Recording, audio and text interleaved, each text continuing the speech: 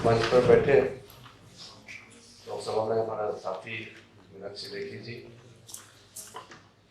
और India foundation को चला रहे और जाने माने चेहरा आदरणीय प्रोफेसर राकेश सिन्हा जी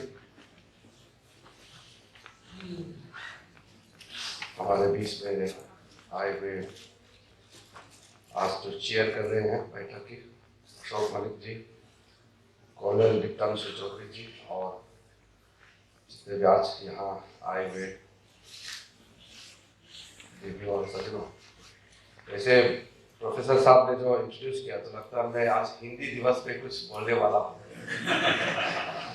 पिछली बार यही पे हिंदी दिवस मनाया गया था और अच्छा से कार्यक्रम हुआ था और मैं कोशिश करता हूँ, वैसे हमारा ग्रामर में मार खा जाता है हिंदी बोलने में। आज का जो विषय है बहुत ही गहराई से अगर सोचा जाए तो बहुत ही संवेदनशील है और पूरे देशवासियों के लिए बहुत ही चिंताजनक विषय भी है और इसको हल्का से भी नहीं लेना चाहिए। और यहाँ आप लोगों ने, राकेश जी और अपने साथियों ने जो कार्यक्रम रखा और मैं मानता हूँ जितने भी यहाँ जो आए हैं आज सब विचार करने वाले लोग हैं और विचार करते हुए और कुछ इसमें योगदान भी करेंगे। और मीनाक्षी जी ने सही कहा कि किसी देश में किसी भी हिस्से में अगर कुछ घटना होता है और वो देश के लिए खतरा बन जाए, उस देश की या उस जगह के ऊपर में वो छोड़ना नहीं चाहिए। ये सबका विषय बनता है और ये सबके लिए चिंता करने वाला बात बन जाता है।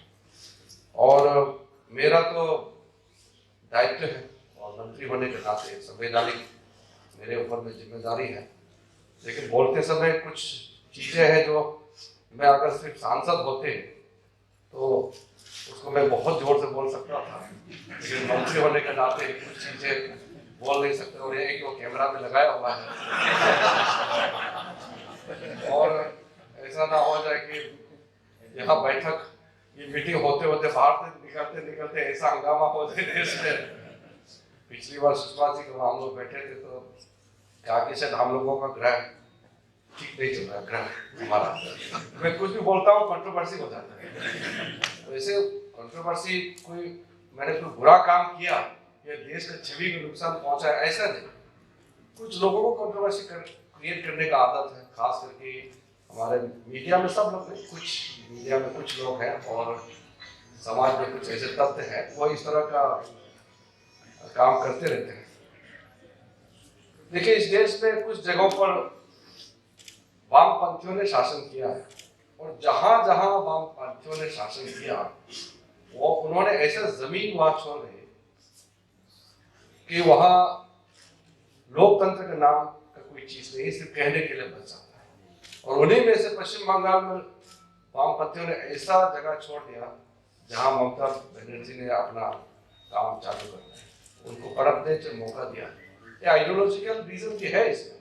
इतने सालों से वामपंथियों ने जो शासन किया उसका जो तौर तरीका है वो सबको मालूम है। केरल में क्या होते हैं, उसके बाद में त्रिपुरा में क्या होते हैं और पश्चिम बंगाल हमारे सामने में है।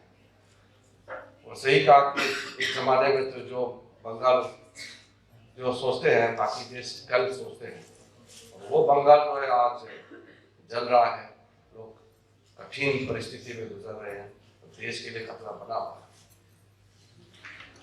एक बर्मिंघम में एक कॉमनवेल्थ का वहाँ बैठक था आज से कई साल पहले, जो मैं नई नई सांसद बने थे उस समय, तो मैं अपोजिशन पार्टी में था।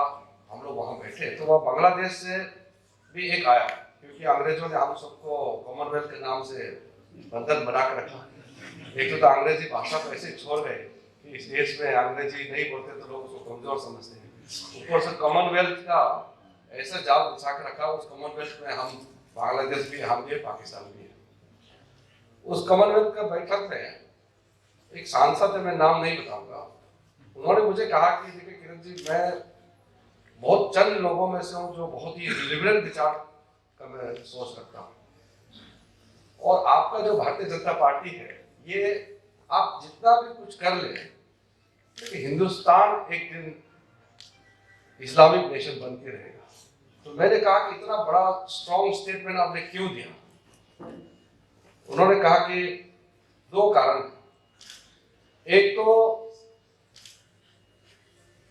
बांग्लादेश में कुछ कट्टरपंथियों उनका जो काम चलते रहता है, उनका सपना है कि हिंदुस्तान को कंप्लीटली इस्लामिक नेशन बनाना है, तो उसके लिए काम करते रहते हैं। लेकिन वो सक्सेस इसलिए होगा कि हिंदुस्तान में ऐसा पार्टी इतना उस समय उनका ही शासन था, एक ऐसा पार्टी इतने सालों से शासन कर रहा है, वो भी यही चाहते हैं कि ये इस्लामिक नेशन बने, तो फिर आप कैसे रोक सकते हैं? बाहर से भी सोचने वाला है और आपके अंदर वाला भी सोचते हैं, तो कैसे आप रोक सकते हैं?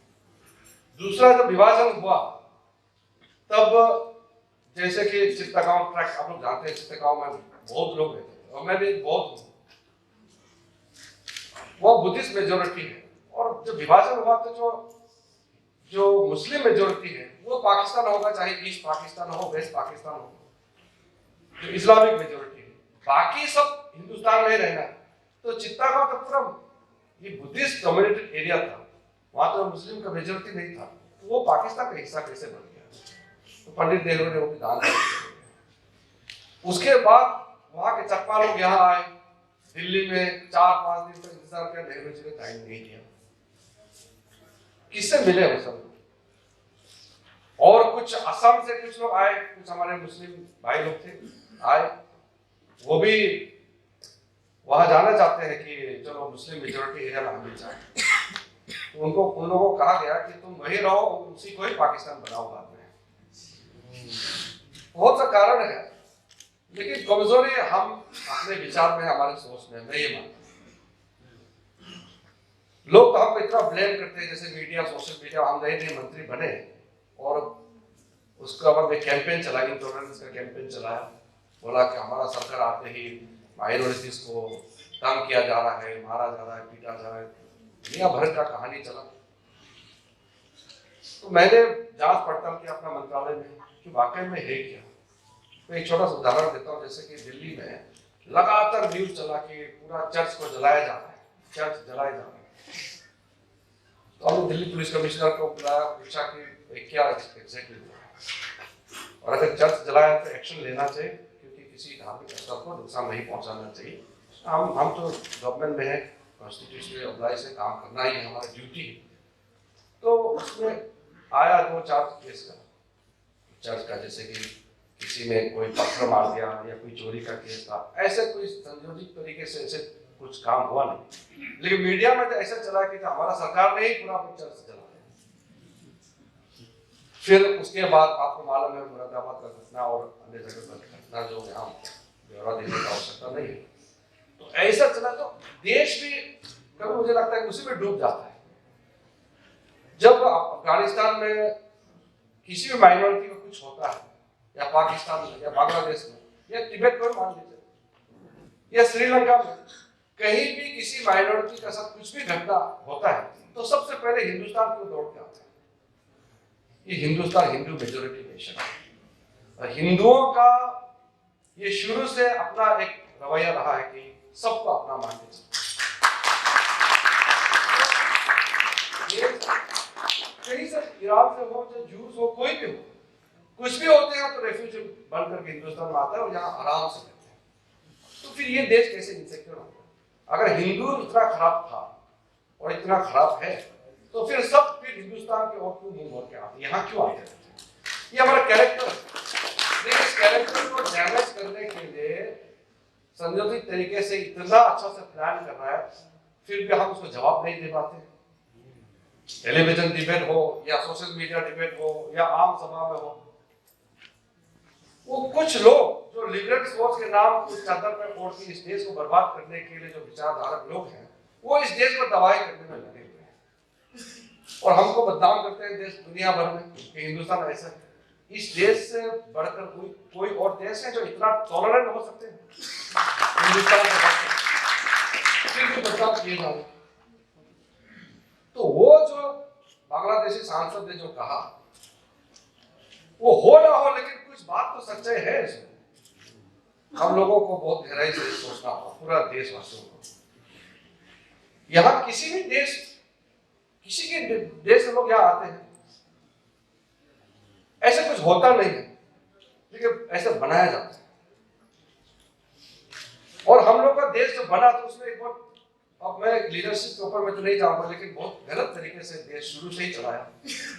अब मैं बॉर्डर मैनेजमेंट देखता हूँ, और जब बॉर्डर जाते हैं तो अजीब सा मुझे एक मन में एक ख्याल आता है कि ऐसा क्यों है कि हम इतना डरा हुआ है। जैसे कि पाकिस्तान का साथ में फेंसिंग, पाकिस्तान कोई फेंसिंग बनाता है क्या? फेंसिंग हमको बनाना पड़ता है। बांग्लादेश का साथ कोई फेंसिंग बनाया क्या? फेंसिंग हमको लगाना पड़ता है। उनके लिए तो फेंस हमने लगा दिया।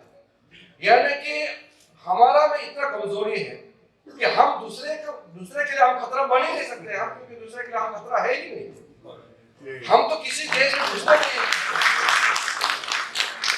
लेकिन हमको फेंसिंग बनाना पड़ता है दूसरे के जो इलीगल माइग्रेंट्स या जो इन्फिल्ट्रेशन कुछ भी हो हमारे यहाँ घुस के आ जाएंगे, इससे बचो।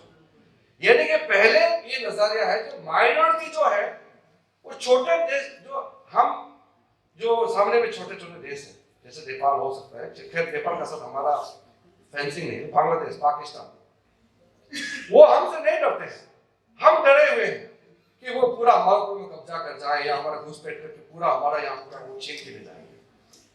यानी कि हमारा सोच में भी कमजोरियां रहा है। अगर आप सोच को ठीक करेंगे, देखिए सब चीज सोच से बनता है। अगर सोच ही ठीक नहीं है तो फिर आप कैसे खड़ा कर सकेंगे अपने आप को?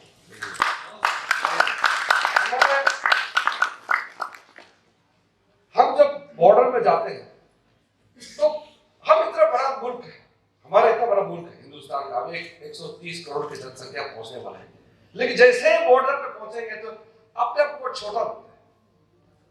वो छोटा इसलिए लगता है कि हर चीज बहुत कमजोरी रहा। और मैं रात भर दिन भर जाते रहता हूँ, बॉर्डर जाता हूँ और हमारे सिपाहियों के साथ, लोगों के साथ मैं खाता हूँ पीता हूँ। जहां भी जाता हूँ सब लोग ये कहते हैं कि पहले बार कोई मंत्री बॉर्डर में आए हैं हमारे इस जगह में, कि 70 साल में कोई मंत्री आए नहीं। अब ये चीज मीडिया को तो सुनाता नहीं और इतना दिखाएंगे भी नहीं, क्योंकि मीडिया को इसका कोई चिंता भी नहीं है इस चीज के लिए। और कंट्रोवर्सी चाहिए कि कोई मंत्री दिन रात मेहनत कर रहे हैं। कोई प्रधानमंत्री मिला है कि इस देश में पहले बार? आप देख रहे हैं पहले ऐसे मिला है क्या जो दिवाली में भी हमारे जवानों के साथ बिताते हैं? राखी बंधवाने के लिए अपना महिला मंत्रियों को, साक्षी जी अपना जो सांसदों को बॉर्डर भेजते हैं, राखी बंधवाते हैं, राखी बांटते हैं हमारे फौजी भाइयों के साथ में मिलकर के, वहां में खाता है पीता। इतना करने के बावजूद भी फिर समस्या खड़ा कर देते हैं। पहले बार और ओपी जो है, वन रैंक वन पेंशन हमने लगाया, फिर भी हर दिन आप न्यूज चलाते रहते, देखने को मिलता है कि फौजियों के साथ नाइंसाफी हो रहा है। जब किसी ने सोचा नहीं है, किसी ने किया नहीं है, हम कर रहे हैं पहली बार, फिर भी हम ही गाली खाना पड़ता है, हमको ही कहानी सुनाते रहते हैं।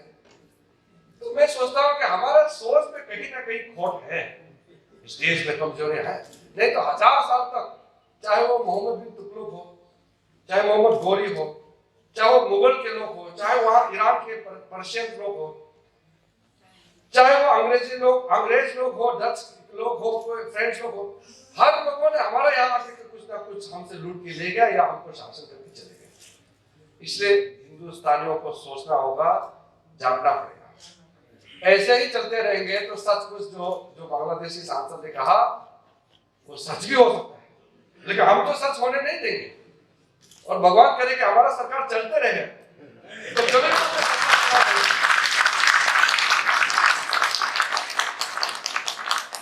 इसलिए हमारे पास बहुत ताकत भी है, कमजोरियां भी है।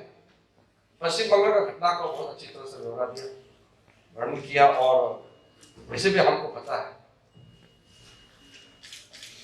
हम चाहते हैं कि पश्चिम बंगाल का स्थिति और वहां की परिस्थिति में बदलाव होना चाहिए। इसलिए आज वहां का मुख्यमंत्री ऐसे ऐसे बातें करते हैं और ऐसे चीजें सामने में रखता है जो एक मुख्यमंत्री को शोभा नहीं देती है।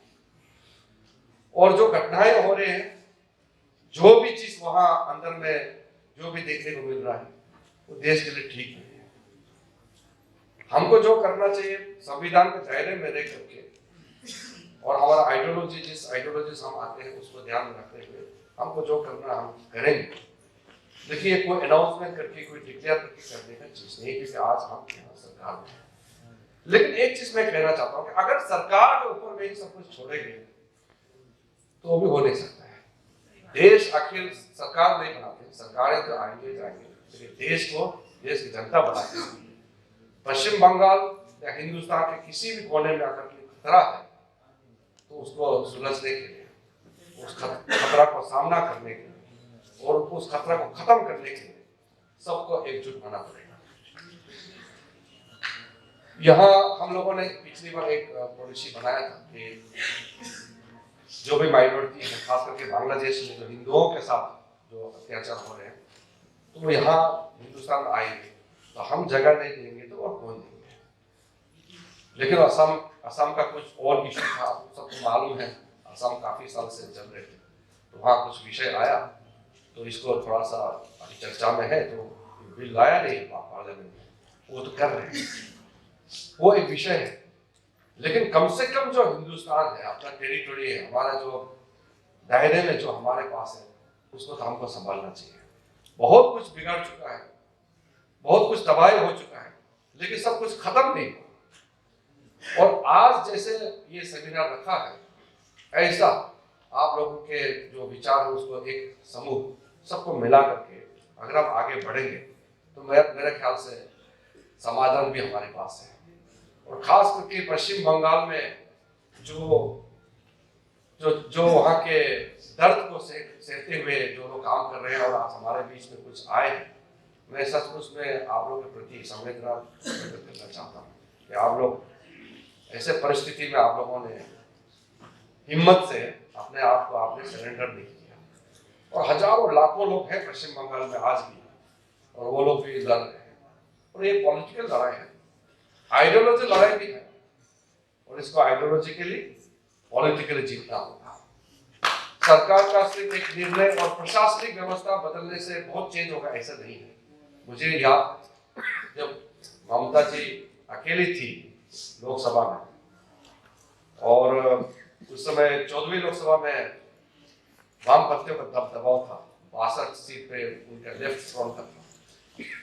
ममता जी तो बोल भी नहीं सकती, उनको जब उनको बोलना होता तो पूरा एक साथ टूट पड़ता था, लेफ्ट वाले वो बोलना ही नहीं देते। उस समय स्पीकर भी कौन थे आपको मालूम है।